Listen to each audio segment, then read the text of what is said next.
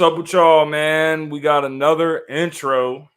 Shout out to my man Ray Lynn for helping me get that 100 episodes in for the Gauntlet. And it's been an amazing journey on the show. As we know, we've done a lot of great things here. But we got a great show tonight as well. We have a lot of things that we're going to get into. Odell Beckham Jr. is a Baltimore Raven, so we will see what Mr. JJ, Mr. Raven has to say about that. Player of the Week, Aaron Hernandez. And there is a crazy documentary on Netflix that I highly recommend if you guys haven't checked it out. Dwayne Haskins' family, after some more details came out, we going to get into that because that's gonna be a serious conversation. And who's your favorite fighter off of Super Smash Brothers? Who's your fighter? That's going to be a good debate as well. So let's get the crew in the building without further ado. El Presidente, Denzel Snipes. What's up, my What's good? You know, I had to break out the 100 hat for episode 100. That literally was like last minute. I was wearing my Jordan hat, and I was like, man, I got 100 emoji hat in the closet. So 100 episodes, man, you know, it's been quite a ride, and here's to 100 more. 100 more, yeah. I'm ready for it. Of course, we got Detroit Dom. Yo. Just won the Jersey lawsuit against UPS. My guy did send me a Joel Embiid jersey. Joel Embiid, by the way, they said he got like 30-something of the first place votes already. So this shit's over. This shit's a wrap. But UPS, they tried to play with me, bro. Talking about they delivered my jersey. They did not.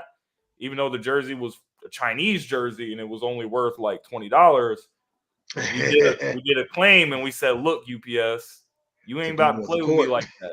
So I told him it was $100 worth. So Dom got $100. So that's what's up. And then we got Mr. JJ, Mr. Raven, and we already know he's gonna say something about, oh, you guys are unethical or whatever, you know, whatever hero speech. You know, JJ always got a speech like he the main character off of Naruto or something. Like, you know, Naruto used to be like, tell all the villains, I used to be just like you, bro, until I changed. That's JJ right there. What's up, JJ? I have no idea what the hell you're talking about. Not a clue. You never know what I'm talking about. Clue. You never know. I'm just gonna sit there and say, you have a lot of energy about that whole $100 because they screwed both of us. Maybe let me explain this. So we screwed them. What's wrong? I don't see the problem. We made the best of a bad situation. I don't see the problem. I don't know where the energy is coming from, but it's not even a problem. I'm just saying it's something I see every day. So to me, it's not that big of a deal. It's a large victory over a dub. Ginormous, greedy corporation when all we wanted them to do was their job, and they didn't, so they were punished by the little guy. I'm not doubting the dub at all. It's a dub. JJ, the dub is all that matters. Okay. The dub is all that matters. Again, and how is it? Hold on. You guys got a chance to talk, and I'm just trying to get it out. So, it's not about, I'm not saying there's nothing wrong with it. I was just sitting there saying, like, okay, cool. I wasn't even really being any type of way. I didn't expect the energy to come this way, but it is. So, what's the moral of the story? Just be happy for us, JJ. I never said I wasn't happy about it. I'm just saying I wasn't seeing it as a big flex. That's all. It's just my opinion. That was it. Okay. You said you didn't expect it though. So let me tell you something about things that are unexpected. Sometimes a guest is unexpected. Like Smokey Jeremy B making his debut on the Gauntlet. What's up, Jeremy? What's up, everybody? There's Denzel. Detroit Dom goes off camera. What else says I come on? What the hell? There's something about what James said just now that I used to be just like you, bro, but then I changed. Isn't that something ex-cons say to 12-year-olds? I used to be just like you. You need to watch Naruto, bro. You're gonna see exactly what I'm talking about, bro. This is the main reason why I can't put Naruto in my top 10 animators of all time, because anytime there was a good villain, for sure how you produce that? A good villain in the series. This guy is gonna say something like, he gonna give some speech about how, you know, I used to be like you and all this stuff. And to me, it just ruins it. But I always thought it was pronounced Naruto. Yeah, same here. I have no comment. Anyway, sports morons of the week. What do we got? Does anybody want to go first? Hold up. Oh, my bad. I screwed this up already. Tyler, what you saying about that? What you saying about that? Are you guys kidding me? Are you guys kidding me?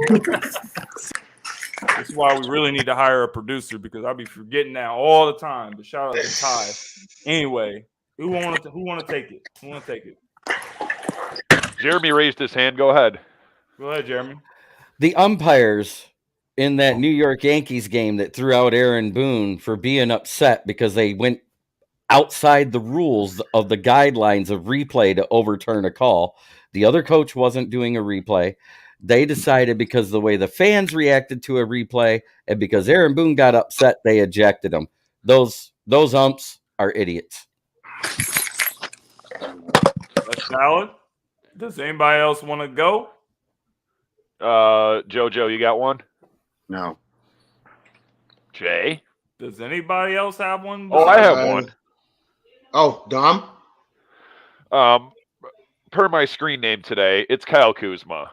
So I forget whose podcast or whatever it was, but my NBA hero, Spencer Dinwiddie, went on a podcast and they asked him something about his time as a teammate in Washington with Kyle Kuzma.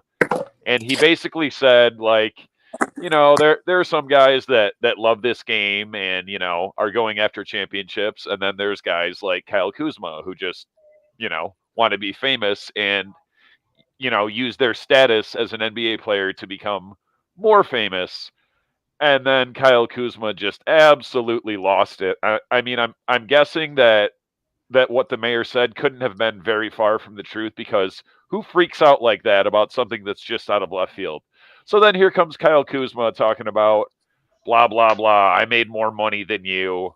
And, you know, you signed a huge contract and then got traded and, you know, you keep getting bounced around the NBA. Notice how at no point did he ever try to refute the claim of, you know, having love for the game or wanting to win. But all I can say is, and I said this to Kyle Kuzma on Twitter, still waiting for a response. Hey, Kuzma, when's the last time you had 30 points in a closeout game in the playoffs? Did you see what Spencer responded to him with, though? Hold on. I'm the Wizards fan. Let me address this really quickly because both sides are 100% correct about everything. Everything he said, Kuzma said to Spencer Dinwiddie was 100% correct. And I love Spencer Dinwiddie when he was here. Now, granted, Spencer's been taking shots at the Wizards ever since he's been traded. And nobody has said anything. So, and Kyle Kuzma was one of the people that he said it. So it does seem like to people, it's like, why are you worried about this team? Yes, Spencer Dinwiddie was correct. Kyle does have a tendency to want to care about fame and stuff, but he also balls. Now, you can look at his effort, but at sometimes be thinking like maybe he's not all the way there. But at the end of the day, compared to how his time in Washington, Spencer was inept the time. So it's like both sides are right. And I'm not saying like it is moronic that they responded, but I understand where Spencer's coming from. And I absolutely understand where Kyle's coming from because they're both right about each other. And Kyle became the second option, which pushed Spencer out in the first place. And he never has got over that. And he is known to carry a chip on his shoulder and hold a grudge. I mean, he still hates the Pistons for never giving him a shot. The funniest part was his response to Kuzma when Spencer actually said that you're not good enough to be the third star on a team. Otherwise, the Lakers would have kept you. So I thought that was pretty funny. But my sports moron is probably a guy that nobody even knows who he is, unless you like soccer. Sergio Aguero. He is from Argentina. Lionel Messi is from Argentina. So this guy, by the way, he's really close friends with Lionel Messi, which is why he's making these stupid comments about Cristiano Ronaldo. Like, this is the problem. Lionel Messi won the World Cup, so there you go. Like, you guys can say he's the GOAT and all that, and he's better than Chris, but you know, you guys still are being insecure. So you're going to go on Twitch and say that Cristiano Ronaldo, all his goals in his career was pure luck and free kicks, which is total BS. How can you score the amount of goals that he has? He has scored 834 goals for his career. That includes club and country. He scored 450 goals at Real Madrid. He's the all-time goal scorer in the Champions League. So you're gonna talk to me and say that it's lucky. It's one of the dumbest things that I've heard, and it's just not even just dumb, but it's just pure hate. It's pure hate for Cristiano. And you know what? This guy retired at the age of 33. Sergio Aguero. He retired at age 33. Cristiano won his fifth Champions League at the age of 33. So, like Will Smith was saying with Chris Rock, Cristiano's name out your mouth because you don't know what you're talking about, and it was just a very incredibly stupid thing to say. One other thing, real quick, did you guys see what John Sally said about MJ and Kobe? What did he say? He said MJ was a chucker. It wasn't Kobe. He said Kobe's shots went in. MJ would just keep chucking until it went down, and I was like, I'm sorry, what?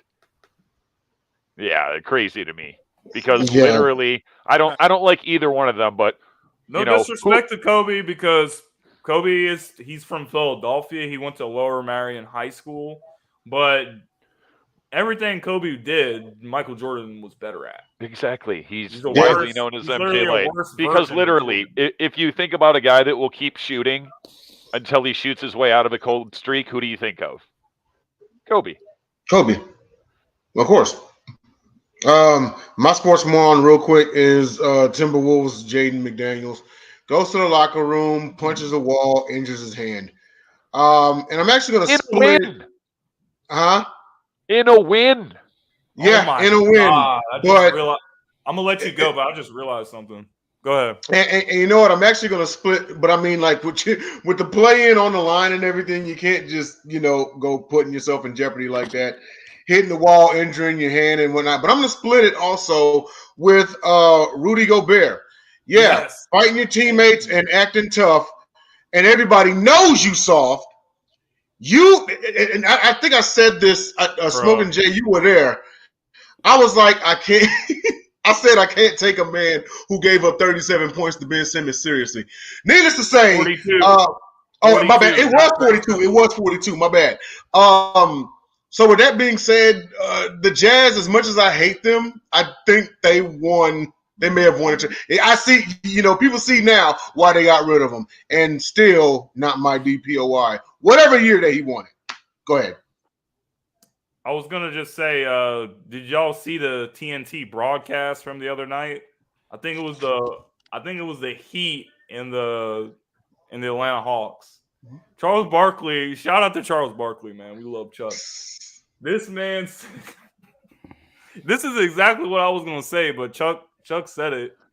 How you gonna punch a guy and walk backwards? Like, even though everyone already knew Rudy was soft, this guy has just shown the world that he's even in another stratosphere of being soft. Yeah. Because actually, it's just embarrassing. Yeah. But with that being said, his career has taken a real downturn since, being patient zero for COVID, that horrible extension or trade, and now this. Yeah. Didn't he also go Cisco blonde with his hair? I don't know, but somebody needs to talk about how it was a robbery of a trade from the Jazz, because the Jazz got 2 unprotected first-round picks for. They sure did. They fleeced them. I mean, if I'm being honest, unprotected. If I'm being honest, unprotected like Nick Cannon. The trade to have he can't pull out of a driveway. The trade to have Mike Conley there. Rudy's played a lot better with him there, and now that they have Cat back, that team is pretty lethal. Although he is a little bit of a defensive liability, but don't matter. He's not worth 2 unprotected first. No, I mean, at the end of the day, people do how they want to people do. But at the end of the day, they still are in possible contention to get to the playoffs. You know, they weren't. Utah is going to be a team on the rise, but they had seen the prize in Lauri Markkanen. But as overall with Rudy, I do get it. But he has helped them win some games that I've watched specifically off his rebounding. And so at the end of the day, there is a need for him because there are plenty of guys in this league that how many bigs in the game are really at center that are like dogs? Not too many. Joel is a dog, but he has outside. Centers don't exist. Jokic do that. Giannis is really the only one. But you got Jonas, Nurkic, Bam, all of these dudes, Jared Allen. They're not like that's a good point. And so it's a need for him that he can still do things on team. And if he played Oklahoma City tomorrow, I bet you'll have impact because we just seen Jonas Valanciunas get 18 rebounds and 16 points. Rudy will easily get a 20 and 20. And that would be a game changer for that team. Anyways, Rudy Gobert is still a sports moron. That's all we have time for this segment, ladies and gentlemen. Catch us next week for another sports moron of the week. And now we move to our next of the week, player of the week, Aaron Hernandez. Clicked on the wrong one. Aaron Hernandez, who we know played with the Patriots, played at the University of Florida, hit like him and Rob Gronkowski. They were kind of an unstoppable tight end duo for a good little bit until Aaron Hernandez's career came to an abrupt halt when he was charged with murder of, it's a long story, but the guy was dating his quote unquote fiance. He killed him. He went to prison and his body was found dead in the jail cell. He killed himself. When they ran the autopsy, they found out that he had major CTE. So honestly, it's just like a crazy story as we've seen in the NFL. And I kind of see why the NFL is so serious about like the whole CTE thing, or at least trying to be serious, because the whole Antonio Brown thing, like the guy's crazy, but this guy literally turned into a psychopath from playing football, and it's crazy to me. So those are my thoughts with Aaron Hernandez. I'm gonna pass it to Jeremy since he's our guest. Jeremy, do you have anything to add, or do you have any thoughts about Aaron Hernandez that you want to share? Ton of talent and a bunch of mental problems. That's pretty much it. No. I don't know what else to say. He probably would have been one of the better than Gronk as a tight end had he stayed in and not went off the rails. That's a hot take. Mm. Well, I mean, I would have to kind of agree with the upside because Aaron Hernandez was the stretch tight end that they were looking for, but Gronk developed into that. Gronk wasn't really known to be that stretch guy. He was known to be a big one that was a bruiser. But I mean, at the end of the day, this is a very interesting player of the week, one that I probably never would have expected, but I based off of James's conversation why we are talking about it, because I think we're highlighting CTE. And his death and all that went down came after the developments with Junior Seau and after the movie that came out about CTE. And it was difficult because, at the end of the day, after seeing the Manti Te'o story unfold, we don't really know what really went down unless we watch a documentary. You just are like, think about how you thought about the guy before and then how you think about the guy now. The difference. And it's crazy you mentioned that, because back in 2002, when they, kind of started really piecing together like what CTE was all about, they actually were going to air a documentary on ESPN. It got put to a halt because the NFL stepped in and said, hey, you guys air this? We're pulling our deal from you guys. No more NFL on ESPN. It never got aired. Just goes to show you just how crooked some things are. But Aaron Hernandez, I paid attention to since he was at the University of Florida when it was him, Riley Cooper, and Tim Tebow, along with the 6, 7, or 18 speed Perfect. backs What a that they cast had. of characters. You had Tim Tebow, who was like a devout Christian, and you had Riley Cooper, who was a racist, and you had like a pathological psychopath murderer. And then you got Urban Meyer, and they won a national championship. So there's that. But no, I agree with Jeremy and everybody else. Ton of talent, stretch tight end. Not that often do you see like a dual two-headed monster at tight end. The Eagles had Ertz and Goddard at one point, and probably the best in the last 20 years was Hernandez and Gronk. They were unstoppable. They were called the Boston T, as in TE, tight end party for a reason. The guy had ups. I mean, they were just blowing teams out left and right. And, it's really tragic what happened. You know what I mean? CT is very real. And also it's a case of, and I have to bring this up, because we talked we talked a lot on other shows about the whole Ja Morant thing, right? But Aaron Hernandez essentially did the same thing. This was a suburban kid out of Connecticut trying to be something that he was not.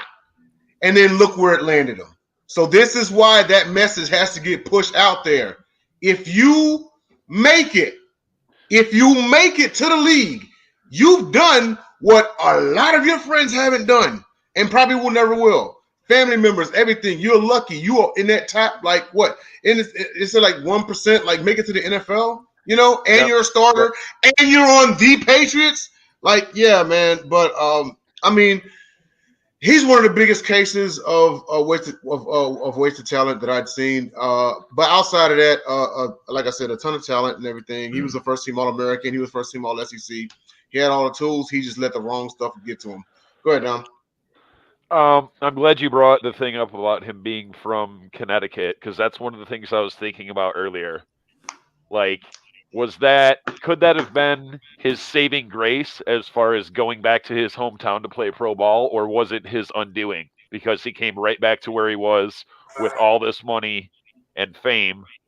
You know what I mean? Yeah. Although if you guys have seen that documentary, and if you haven't, go watch it. Very good. Crazy. His childhood and upbringing apparently was very difficult for him, and depending on where you land with him potentially being a closeted homosexual and all that. Only other couple things I wanted to say. Him and Gronk still hold the record. Only tight ends in NFL history with 5 touchdowns apiece for consecutive seasons. Definitely a steal in the 4th round, and also the still like on record, the worst case of CTE they've ever found in a 27-year-old brain. That's crazy. And I've said this 10 times before, and I'll keep saying it until they can figure out a way to do it. Since you guys brought up Antonio Brown, I hope and pray they find a way to test a live brain for it. So, and I'm glad you brought up Antonio Brown, because to be honest with you, I don't necessarily think it's CTE. I just think this is who he is, and he's always been this way. Because if you look at him as a kid growing up and the way he is, I think now that he's rich, and as long as he stays within the law, bounds the law, I think I don't give a crap. I don't give a crap. And I think I would love to see a documentary about his story, because I think there are some deeply rooted issues that have unfolded in his time in New England, the Raiders, and Pittsburgh, and Indy. But I don't know if it's CT. I think it's just who he is. Interesting. All right, that's what we have time for with this segment. Moving on, Odell Beckham Jr. is a Baltimore Raven. The Ravens were actually in talks with Odell dating back to last season, right before they were trying to make their playoff push. They were talking with Odell about signing him. They ended up signing him. Now he is the newest member of the Ravens team. So let's turn it over to JJ, Mr. Raven aficionado, as he calls himself. JJ, what is your reaction to Odell signing with the Ravens? And question, how does this impact the Lamar situation? To be very honest with you, I didn't have a reaction. I was just like, oh, okay, cool. Because at the end of the day, I am just more focused on seeing how this team is going to develop under a new offensive coordinator. But of course, naturally, he would be the best receiver in the room, which would be able to impact the game in some capacity in a positive way for the Ravens. And I do think this was a attack. They wanted to show Lamar, like, hey, man, we really do want you. We're trying. And at the end of the day, people can have their opinions about how the contract situation has gone down or whatever. But between the two sides, nothing has been ever remotely close to showing that they hate each other. Not like Antonio Brown in Pittsburgh or Le'Veon Bell in Pittsburgh. But Odell, he's a playmaker. He can do his thing. And I think if the offense does change and the ability that Lamar has shown us, when he scrambles out the pocket, that's a good chance to see if he can get Odell Beckham to make plays down the line. Because a lot of times what stops the Ravens is that once we get out the pocket, there really isn't nobody that's creating separation to get open. And if somebody like Odell can get open, it makes the Ravens different. I'll be honest with you. The Ravens have their offensive line together. They have their running game together. And if you can get a run game together and you can get defense honest off of that, that works into Odell's type of game. So we're going to see. I mean, at the end of the day, for me, I'm just like, I just want to see what this offensive coordinator is going to do with this team, because I want to see if my theory is correct. I never always really think the Ravens' issues were personnel. I've always thought, like, if you have a wide receiver scheme and all you're running is land, a drag, and a fly, I mean, it's not that difficult to defend. But you have an offense that has trips formation where you got one doing a drag, one doing a hit, one doing a stop and go or something. You get exotic with it. I want to see how this offense, and Lamar is in that type of offense. If we get Odell, I would love to have that type of receiver in that offense. Interesting. Well, when you look at this move, I do think this is a move that's going to entice Lamar Jackson to stick around, because you bring in a guy like Odell Beckham Jr., even though he's 30 years old, coming off of some injuries, an ACL tear, in fact. I really do think that this guy is still a household name that can still do damage in the league, and you insert him into the offense. I think it's going to bring pressure from Lamar. I think he's going to bring pressure from a guy like Mark Andrews, who's been a big part of the Ravens' success too. So I think that having a guy like that is really going to help the situation, and maybe we'll have to see if the Ravens and Lamar work something out. But I do think for now, I think he is going to play for the Ravens, at least for this season. Can I just say something? Next person again, I will say, I think to your point, I think the most underlying story about the Ravens that people don't really understand, that I think is the most important one, is they fired their strength and conditioning coach and strength team, which has caused a lot of injuries over the year. So I think that's the bigger story, to see if we can get these guys to stay healthy. From what you just mentioned, what will happen for this team? We'll go to Jeremy next. Go ahead, Jeremy. All right. The wonderful thing is he was signed for $15 million. And I say it's wonderful for one reason. All 8 wide receivers on the Detroit Lions have $14,756,872 wrapped up in 8 players, and that's $15 million in one. A guy that has had 2 ACL injuries in back-to-back seasons and surgeries and all that rehab. I'm wondering what the over-under on steps on the coming off the plane before he tears it again. That's my only thing. All right. I mean, this obviously was a 1-year prove-it deal. 15 million, though, it may be a little more for a prove-it deal. But nonetheless, I'm glad to see that he's going to step back out on the field.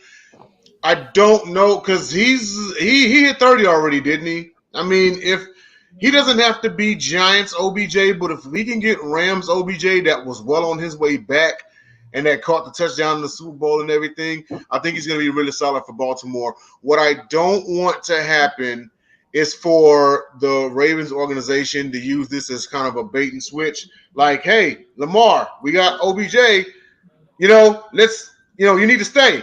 They re-signed Lamar only to let OBJ go the next year, even though OBJ blows out the frame. So that's what I don't. And I'm not saying it's going to happen.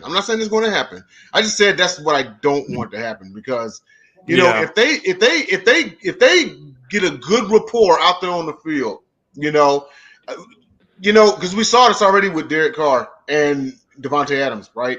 I just don't want like the same thing to happen to this. I don't foresee it happening with the Ravens organization. I think they're a well-run organization. I'm just putting it out there. I'm trained to think of the worst scenario sometimes. So please excuse me. But Dom, go ahead, man. Well, I'll be quick, but I'm not sure about this particular iteration, 30-year-old OBJ, but I just went and looked at the numbers. Just based on stats alone in his past, the minute he walks into the facility in Baltimore, he's the best receiver in your franchise's history. Not exactly. I don't agree. I'm just saying strictly like yards in a season, like. But you got to say, listen, peak OBJ, he's better than Steve Smith, at least the Baltimore version. Bolden, Mason, Hollywood. Dom, you always. I'm just saying statistically. You statistically does not mean the better receiver. We won a Super Bowl after we traded for Von Bolden. If that's not the very definition of defining the best receiver in your team, it's the definition of defining the best receiver in your team. And sometimes it's not about that. It's about making that clutch throw, catch consistently, everything like that. But I will say, I want to go back to Jay's point. I mean, you said it yourself. You think, you hope it's not a bait and switch or trying to get Lamar. But if you're trying to show somebody that you care about them and want them and they've been asking for these type of players or something, you get it, you're going to do that. And the reason why it's 1 year, $15 million is for the very thing that you just brought up in the first place. You got to pay the guy.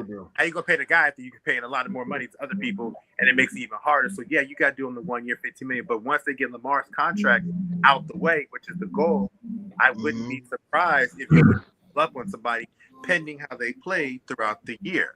So it's like it'd be 1 year now. But if they connect and they click and Lamar is signed, boom, run it again. And the best person that's going to benefit from this is Mark Andrews, because now he has a chance to have somebody else to open up for him. Because again, when Hollywood Brown was here, he was able to eat better because Hollywood's last year he kind of got off. When Bateman was around, which is another receiver that we have in here, when he played before he went down, he was making effective as well. So it's not as if Odell's coming in and expect to be boom, bumped out 1,000 yards. No, it's meant to be boom, work that intermediate route, because we had that. When we had that, we had the ability to really go down the field. Andrews was eating. Bateman was eating. And we are a run-based team, but if we get the play action going, any of those weapons I can say have shown to me in the last 2 years, or the time that they played, that they're good enough to get it done. Yeah. Well, last thing on Odell, the $15 million can actually go all the way up to $18 million. Odell has a chance to earn an extra $1 million if he leads the Ravens in each statistical category. If he leads in touchdowns, he gets $1 million. If he leads catches, he gets $1 million. If he leads in yards, $1 million. So it has the potential to go up from $15 million to $18 million. So let me ask you a question. And I know we got to wrap up. I'll ask you a question. James, you. So let's say he gets like 700 yards receiving, 10 touchdowns, and the Ravens are 14-2. Would that be a sufficient season for him as a wide receiver on that team? Well, yeah, of course I think it would. But what I'm saying is if he gets the top stat, then he has a chance to make more money. But, if the Ravens are winning games, I don't think the stats are the most important thing. Yeah, especially if they're 14-2. They're 14-2, like that's the most important stat there. I think Jeremy makes the great point though, because I think that is the biggest question is his injury, which I think I highlight the fact that I think if the Ravens hired the right people, that can help a lot, because as you've seen, have had several problems with injuries. Mm-hmm. Mm-hmm. So. All right. If anybody else doesn't have anything to say, we're going to wrap it up there. Next in the NFL this week, it was about a year removed from the tragic passing of Dwayne Haskins. We know that Dwayne was 24 years old. He was struck by, a big truck walking on the side of a highway, and it was just a really tragic story. But there has been some evidence that Dwayne was allegedly, the night before his death, he was drugged, he was blackmailed, and he was robbed. and they found a bunch of stuff in his system when they did an autopsy. And it's just a really messed up story. So, due to this new information, statement was released by the lawyer of the Haskins family, and they are going to proceed with another lawsuit. So, to me, like this, the story was just really sad, but just seeing like all this new information, man, it's just like, to me, my reaction is you gotta feel for these celebrities, these athletes, because everyone looks at them and said ooh and on, and they're heroes and everything, but there's so much that comes with it, and people will go after you and do anything to bring you down, even trying to kill you, like the situation that we saw with the Wayne. So I just think that it was a crazy story, and it just makes me even more sad for his parents, for his family, for everyone that was around this young man. So just absolutely crazy stuff. Yeah, the first thing that I thought about was, what would be the motive? It's kind of like everyone's like immediate thought, right? It's like, what would be the motive? Why would they rob and drug him and do what is expected of doing? And it just further enforces the point that whenever you make it, as I had stated earlier, I don't care if it's in sports, in movies, TV, you're a social media influencer or whatever. Like, you gotta move low key, man. Cause like you look at Busta Rhymes, right? And whenever you see a clip of him, he's got like 6 bodyguards around him. Now, unless like if you got it like that, you can move like kind of how But outside of that, it's like man, you gotta you gotta watch how you move and everything. And that's not at all blaming. If this is true, this is tragic, and it just doubles on like the tragedy and the senselessness of it all. You know what I mean? They're going forward with the lawsuit. There had even been talk about his wife because she was the last one to talk to him. There was a lot of theories that went out whenever it came about. I just hope that family gets answers and everything. And either there's foul play. It could go one of two ways. Either there's foul play or it was a genuine like accident, So, but we'll see what comes of it. Dom, what you got? It's funny because all I had heard thus far was just that they had a lawsuit, and per James's request, instructions, whatever, I went and researched it. So I'm reading the article and reading all this, and I'm just like, wow.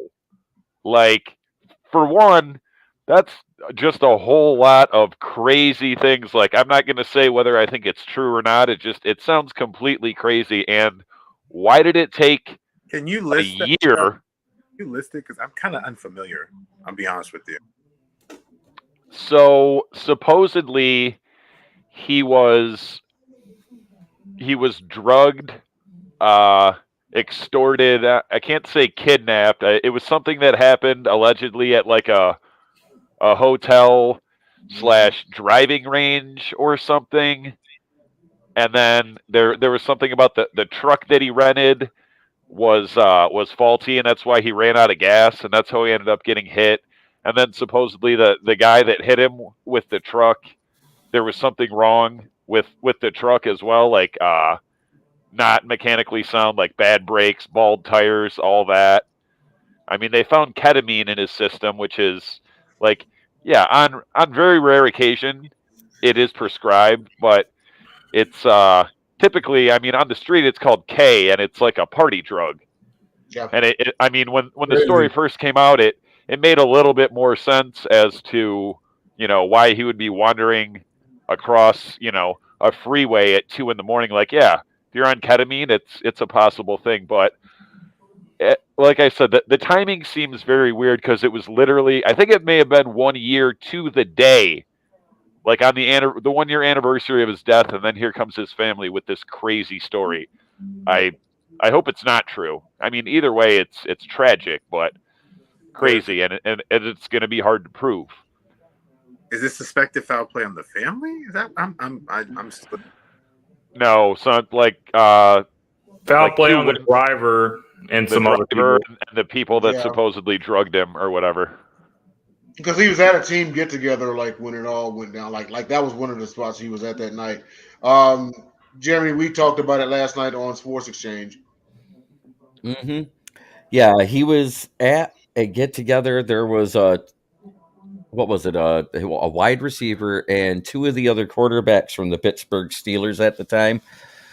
that was there. Trubisky threw it. Trubisky and Mason Crosby was there. Trubisky threw the party. A couple of the wide receivers and tight ends and O linemen were there as well. And he left early for some reason and ran out of gas and just absentmindedly walked out in front of was it a dump trunk? I heard it was. Yep. Yeah. But the posted speed limit was 10 miles an hour too fast in the area because it actually was in that speed trap zone that they have down south where it actually goes down, where if you're actually paying attention to Google Map with directions, where all of a sudden if the sign says 55 but this says 45, that's those areas. Mm-hmm. Speed trap. JJ? I'll be honest with you. I didn't get a chance to read the article, so I'm not really add to it. So, No, just whatever you got. That's the thing. I haven't even read the report, so I don't know of the deeply rooted situation that was going on. What I will say is, I mean, everybody crap, and when the story gets out and the details come out, you find out some hard realities because you go through it, we all go through it, and I think as humans, you have to understand the world we live in, and so this is a bad story. The worst part is another player could be going through something just like this or worse, and it's just like it's just, we never know what's going on, man. It's the crazy. We don't. It's the very reason why, and I'm saying if it comes out that it's true, it's the very reason why we used to brief our troops overseas when you go out, don't leave your drink unattended, because it's serious. It's those kind of folks out there. They don't care about you, they don't care what happens to you. So yeah, it's even as far as that goes. Like, don't leave your drink unattended. Don't be careless. But yeah, we'll see what comes of it. That K, isn't that ketamine? Is actually what it is, and it's actually a horse tranquilizer. But if it's used in light doses, it works to enhance the party experience. Just like an MDMA, yeah. So, moral of the story: stay away from all the crazy drugs and things because you never want to be put in a situation like that. So. Let's bring it back. Let's go to our non-sports topic, guys. This is going to be an interesting one. Super Smash Brothers hit a Nintendo franchise where you can have different characters from all the different games. Which of these fighters, guys, is going to be your choice if you're playing Super Smash Bros? For me, oh, man. This is tough, but I really like Kirby. I think Kirby, you charge up the hammer all the way. You can smoke people like that. I would have to say Kirby. Kirby's going to be my choice for this. Okay. I would say, I know when the original came out on the N64, like, I was using Link religiously. But then, over time, because, it's just so many, like, Samus isn't bad at all. And then they added the Uppercut brothers, Ryu and Ken. So, I mean, you can't go wrong there. And then, of course, Mario is going to be one of the more well-rounded ones of the bunch.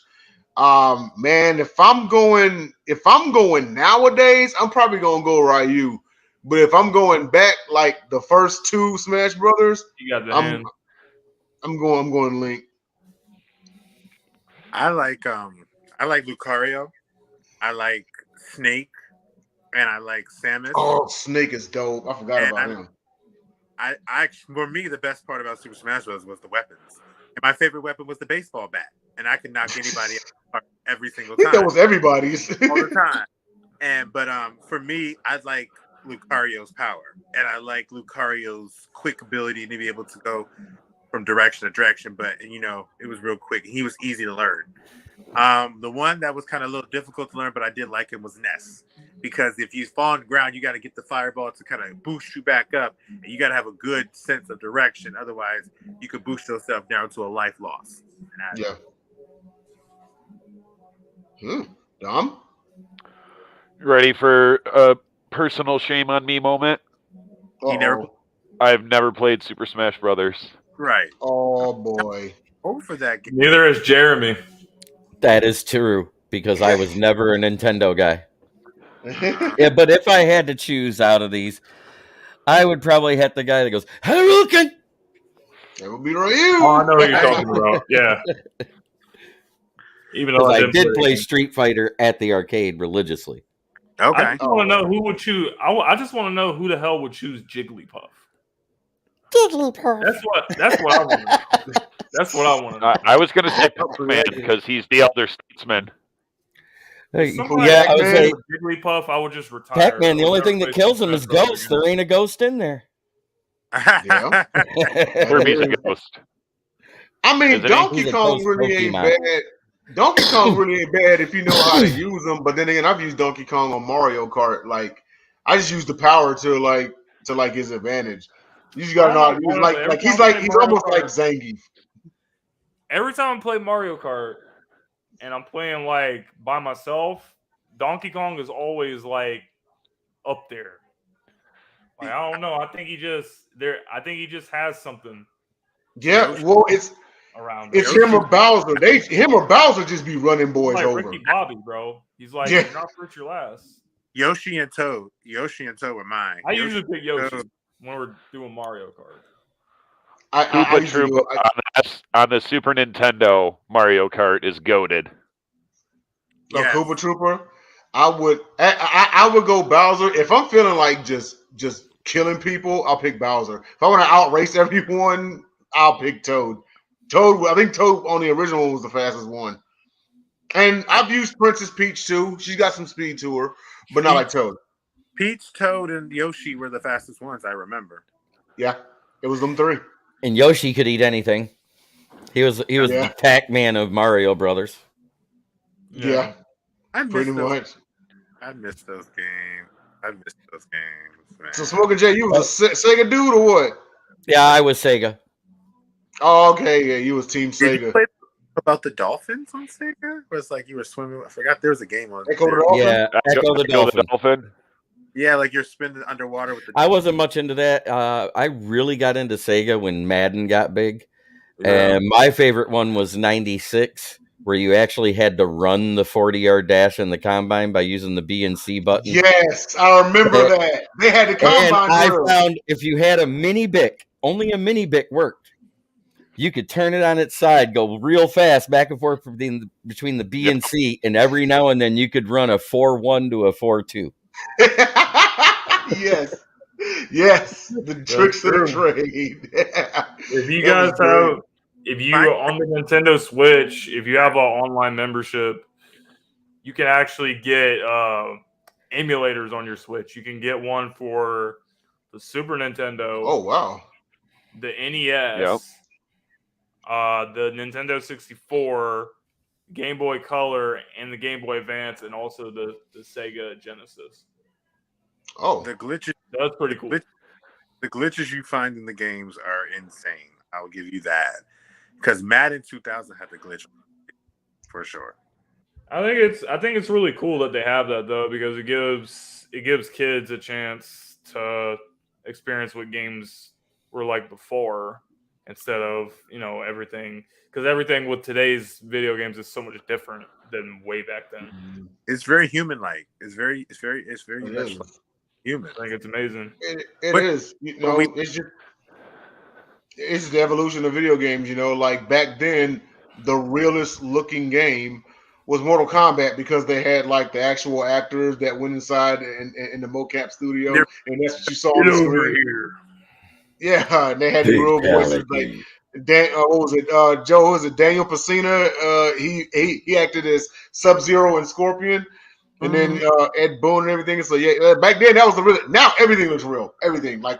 And Liu Kang was actually Jason Scott Lee. He sure was. I forgot all about that. That was Jason Scott Lee.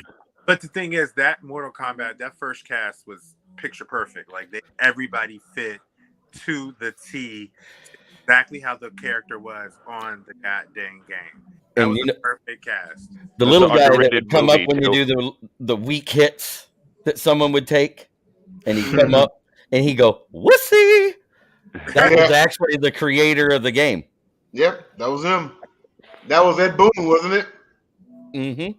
Remember the old game where you could, of course, you have to hit him like if you're on top of the ledge, you can uppercut them, have them go right down to the ground, and land on the spikes. The pit stage. That was a fatality. Then there was the brutalities. Then they came out with the babalities. I mean, it got a little ridiculous after a while. All that. Yeah. I like the animalities. I actually like them. I like those. They were. The animalities were dope. The only thing about it is like with Liu Kang, like when animalities first came out, his animality was a dragon. I'm like, dude, that's his fatality from Mortal Kombat 2. All they did was just change the effect of the dragon. That's it. It's literally the same thing. Like instead of it coming out and burning them, it would actually bite them and But two things about Madden. Mortal Kombat's iconic with the katana fans. The katana fans is everybody's iconic. But I think with if we get back to the games thing, like shoot, back in the day, those were the games. Those were the games to play. And back then we thought those graphics were insane. Every year they come up like, whoa. Now you can see their face. Like think about GoldenEye. In GoldenEye, you had the person's face right in front of you. Now everything's about 4K and like everything looking like real life. Yeah, so that's not how it always was, man. It wasn't. I feel like a lot of people today, if you play video games today, you know what I'm talking about. Anytime the new games come out, you see all the fans. You go to social media, you read like the comments. Just go to any YouTube video of a video game trailer, and you'll see people saying stuff about the graphics. Oh, the graphics are trash. The frames, blah, blah, blah. Like, obviously you don't want the game to run like crap, but I feel like people care way too much about like that sort of thing, like graphics and all that. And, there used to be a time when playing video games was about, just having fun with the game. Yeah, it wasn't about just the gameplay. How it looks and like I wish I could have made a living playing Madden when I was, 17. But but to the point, but at that time, people started asking for better graphics. You know what I mean? So it's like, I would be surprised in about 30, 40, 50 years where video games can actually be played as like virtual reality as opposed to off a TV screen. Like we develop an actual PlayStation or game system where you can have press a button and then the game like looks like in person. They already have like that Oculus thing. They got the Oculus joints, and kind of scared me because the only time I ever remember hearing the word Oculus was watching that movie called Oculus, and that freaks me out a little bit. I was like, when I think Oculus, I just think death, and I just don't want to deal with it. Okay. Yeah. JJ, what would you do if you got to Christmas and somebody got you like the Oculus thing? I would never go in that place ever again. You would never use it? No, sir. I have a fear of these things. Like I just have a fear. We gonna get JJ a virtual boy. We gonna get him. You heard it. We gonna get him a virtual boy. Open your mother freaking mouth. I knew it. It's just like virtual reality, like goggles. I You catch put you it on now. your I face. catch you now. This is a true story. I'm as serious as ever been. I used to do Bible study with my grandmother and my mom and my brother. And Keenan, if you ever talk to him, he could tell you this. Then we learned about, demons, real spirits, everything. The Ouija board. How my grandmother, she said she's a Jehovah's Witness. She played it one time, but then she couldn't even move the letter because something in her spirit said no. They said demons were real, and they said demons appear in, shaped like just spots in the air and stuff like that. They disappear in a split second. The very next day, we are getting home from school. It's like 5 o'clock in the afternoon on a nice spring day, sunny as heck. I look up on top of the roof by my neighbor, and I see this dark spot. I was like, okay, cool. I turned my head and looked back. That spot was gone. I did not sleep. I don't play with this stuff because ever since then, if you have a movie that creates anything that relates to like something like demons and spirits, I ain't with it. I'm trying to figure out how we got from Super Smash Brothers to Demons on the Roof. But I don't know, bro. But we having a Gauntlet doubleheader tonight. This episode might have to go on the JJ Classic Moments. Mm-hmm. Well, guys, I do have to go to the South Florida Tribune because I'm supposed to be on Inside the Pigskin. It was a pleasure talking with all y'all. I appreciate it very Thanks much. for being here, bro. And if you need me, I'm here tomorrow too. All right. Hey, thanks a lot, man. Yeah. Tomorrow's not a real show. Right. I'm glad to be a part of it, though. Yeah, see you. And anybody that wants to check out my podcast, it's Kneecap Biting with Smoking Jeremy B. You check it out on YouTube, which is also part of the Sideline Sports family. Dom has been known to frequent that show with me. Yep. And pretty soon, I'm quite sure a couple more of you might hop on every now and then. Two troublemakers. Yeah, the Wednesday one specifically is fun. Yeah, I do a all NFL. I do the top 3 stories that were out there. Like this week, it would have been, I can't believe you didn't mention this trade, the Okuda to the Falcons for a 5th rounder. Former 3rd pick I'm just overall. glad we turned the page. Yeah, I mean, I am, but I'm not. Because he still only has a season and a half of games underneath his belt. He was still developing, and he had those flashes at the beginning of the season. It was when we did the scheme change when he started to fail. Yep. But have a great night, gentlemen. See you, boss. You as well. So we on for another hour? All right, guys. So that pretty much wraps it up for tonight. Tonight was the first of the doubleheader Gauntlet 100 celebration. Tomorrow it's not going to be like tonight was our official show, I guess, where we cover everything. But tomorrow, I'm just going to be real. Like, we just going to be chilling over there, man. Like, we just going to be going over there. We will talk about sports. We will be talking about sports a little bit because, we love sports. And sports is what has connected all of us. That's what brought this whole thing together is sports. But, man, we're just going to look back at the good times and, talk about everything and just enjoy a good time tomorrow night. So I don't know how long it's going to be. Pause. But we'll figure that out. So I hope you guys can be there for tomorrow night.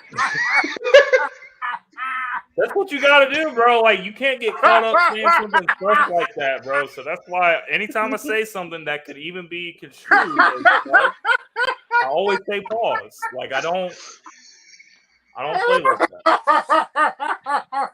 Yikes. And to anybody watching, like, if you wish to come on and, like, say a couple words and whatnot, we'll shoot the link to you. Come on in. And JJ will probably still be in stitches at this time tomorrow night, so. Anyway, guys, that's what we have time for. We will see you. JJ.